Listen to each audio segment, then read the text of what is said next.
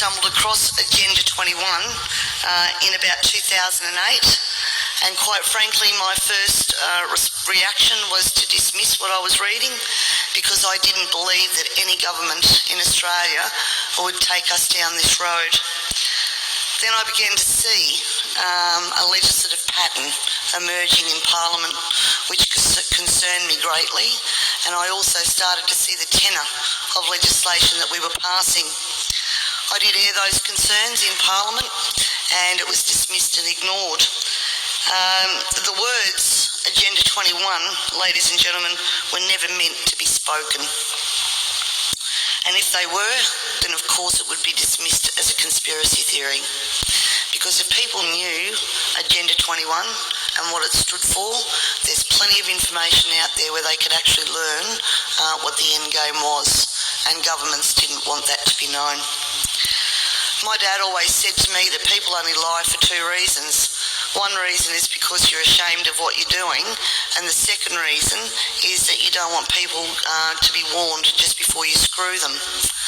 And I honestly believe that these secrets have been, that these secrets have been kept for both of those reasons. Ladies and gentlemen, the origins of the environmental movement as we see it began back in 1968 when the Club of Rome was formed. The Club of Rome has been described as a crisis think tank which specialises in crisis creation. The main purpose of this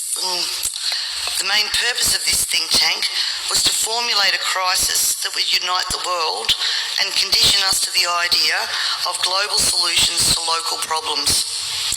In a document called The First Global Revolution, authored by Alexander King and Bertrand Schneider, on pages 104 and 105, it stated, "In searching for a new enemy to unite us, we came up with the idea that pollution, the threat of global warming, water shortages, famine and the like would fit the bill. All these dangers, of course, will be caused by human intervention that will require a global response." That's the origin of global warming, ladies and gentlemen. In 1975, Australia agreed to bring in a new economic order via the Lima Declaration on the Second Conference of the United Nations Industrial Development Organisation. The outcome of this was, as I said, the Lima Declaration, which was the blueprint for the redeployment of tools, jobs and manufacturing to the developing nations, leaving countries like Australia short of technology, a manufacturing base and jobs.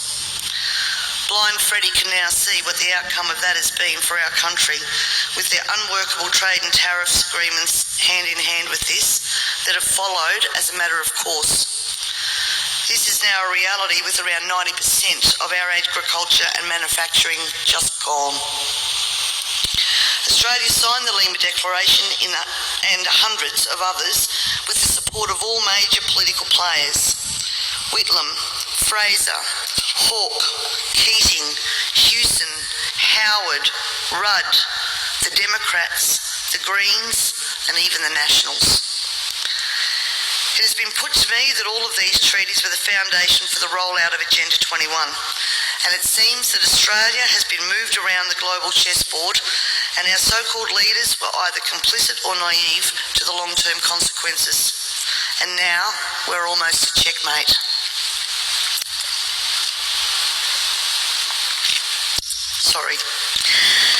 In 1992, former President of the United States, George Bush Sr. said, "Effective execution of Agenda 21 will require a profound reorientation of human society, unlike anything the world has ever experienced.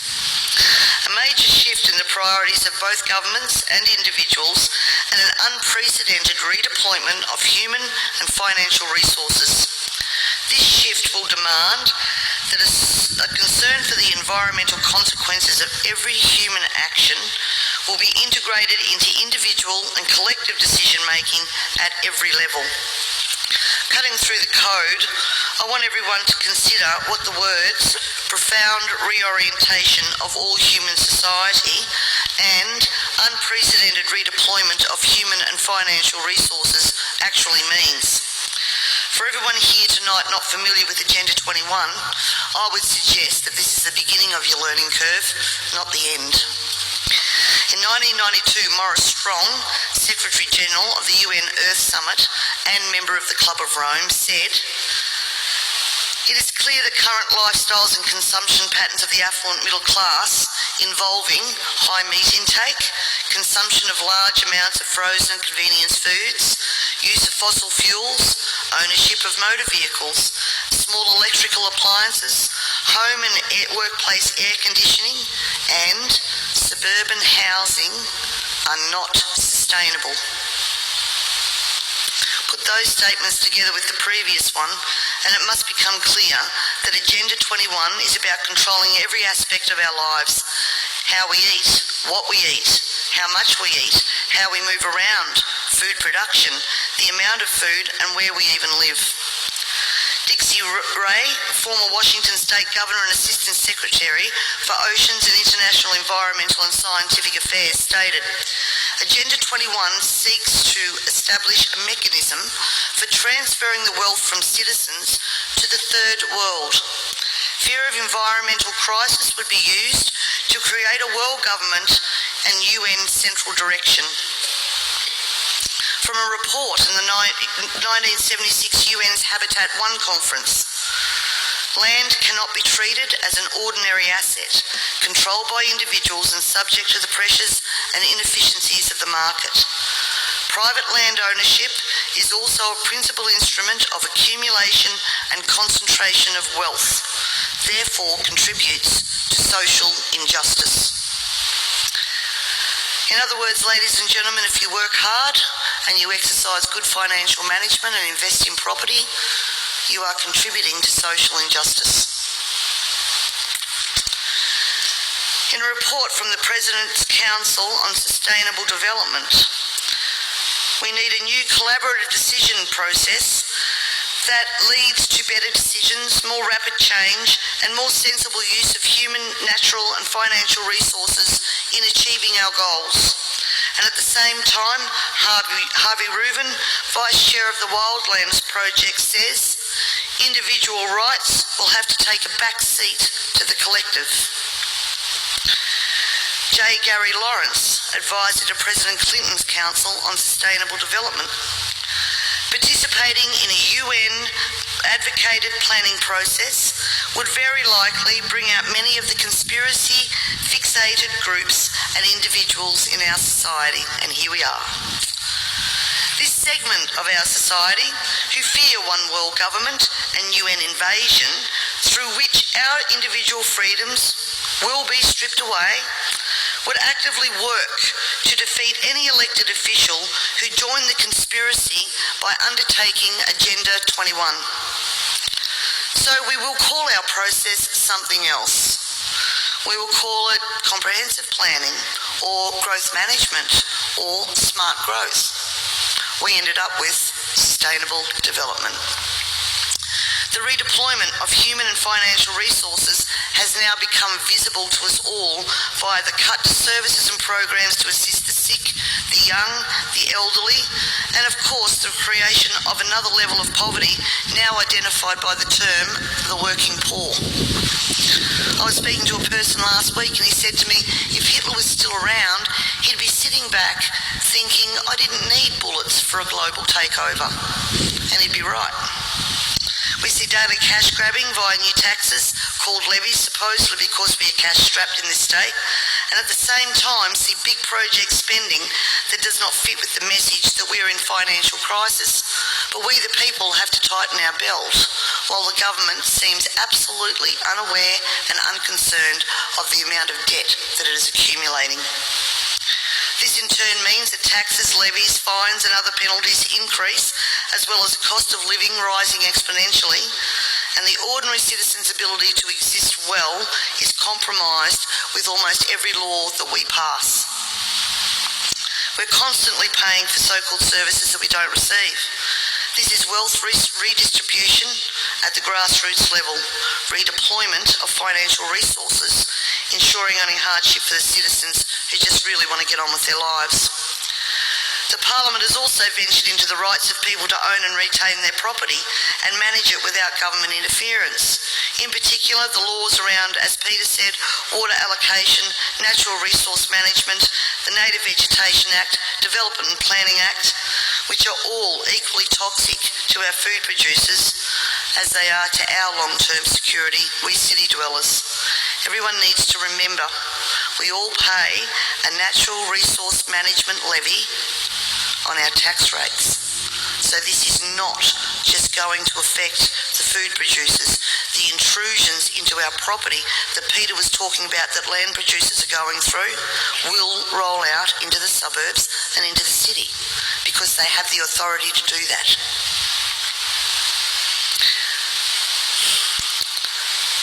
We all have already fiddled in Parliament with land titles of people in rural areas, and I'm talking about the Barossa and McLaren Vale legislation that passed, and the buzzwords used to justify that was heritage status. At the same time that our right to own and manage our land, have access to water, produce adequate food to ensure that our only option is not to consume often toxic and substandard food from places like China, this government has been working overtime to take away our rights to common law through many pieces of legislation. Common law is what guarantees us an ability to correct injustices. This coming year, I promise you, you will also hear debate over a number of pieces of legislation that will further erode our common law rights. And you have to get behind me on this, ladies and gentlemen, to stop this from going through. As Agenda 21 became more and more apparent to me, I began using the line in Parliament that government was now declaring war on its own citizens. And that goes back as far as 2008. This, of course, led me to being labelled a conspiracy theorist. But here we are now, openly talking about Agenda 21 and the ramifications we will see in a short period of time if this is not stopped in its tracks. Let me just say that I often hear we cannot stop what is happening. Two-party preferred system, vote Labor, vote Liberal, what does it matter? And in fact, that's probably true for the House of Assembly, because that's where government's formed. But ladies and gentlemen, here in South Australia we have the Legislative Council, the House of Review. And my friends, that is where the true power does lie. And the last thing that governments want you to understand is that no matter who is in power, the Legislative Council is there for checks and balances. And when the Legislative Council isn't overly influenced by the major parties, legislation can be blocked.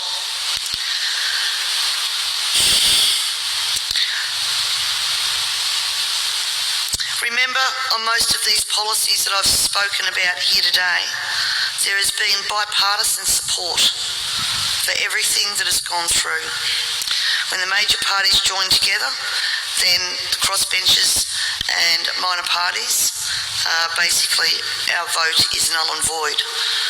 The way to avoid that is to make sure that when the major parties do join together, they don't have the numbers.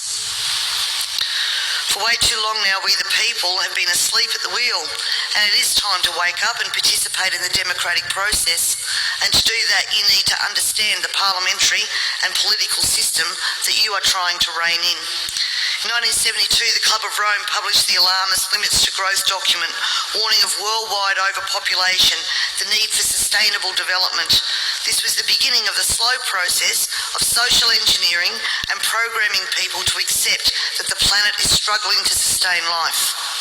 On the 8th of October 1973, the New York Times reported a quote from Ted Turner, also Club of Rome. The social experiment in China under Chairman Mao's leadership is one of the most important and successful in human history.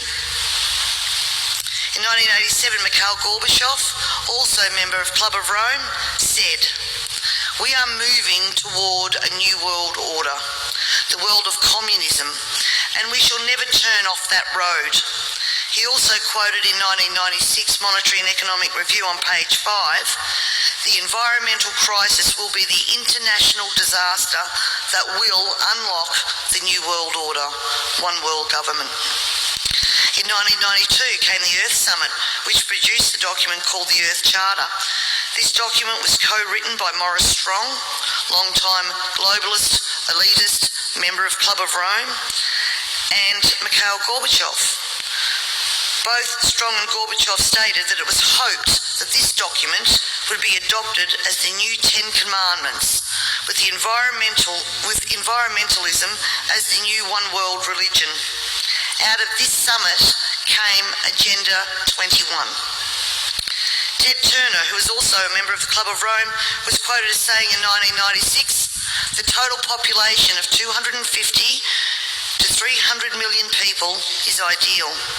That means a reduction of 95% from present levels would be even more ideal. Anyone who abhors the China one-child policy is simply a dum-dum. In 1998, the Baltimore Sun reported on July the 7th, most of Ted Turner's first donation to the UN of 22 million went to programs that seek to stall population. Another goal of the depopulation process is that the upcoming generation will submit to sterilisation to save Mother Earth. Ladies and gentlemen, everything I've said here tonight can be verified by document searches. And it is now time for us all to take off our blinkers and encourage our neighbours to take off their blinkers. And it's also time for you to demand that every person you elect fully understands this policy that is being rolled out via local, state and federal government at a concerning rate. We're not talking about decades, we're talking about only years before this is fully implemented. And every day another law is passed, is introduced to produce the end game of Agenda 21 being fully implemented. So the question that Lord Monckton asks, carbon tax, climate change and Agenda 21, can democracy survive all three? Needs to be answered and answered now. And you need to find out from your elected members what they know of Agenda 21, and if they don't know it, educate them. And if they don't know it, then push them to understand what they are voting on in Parliament, because this is crossroads. I thank you all very much for your time and for your attention, and I would now like to take the opportunity to introduce Lord Christopher Monckton. Thank you.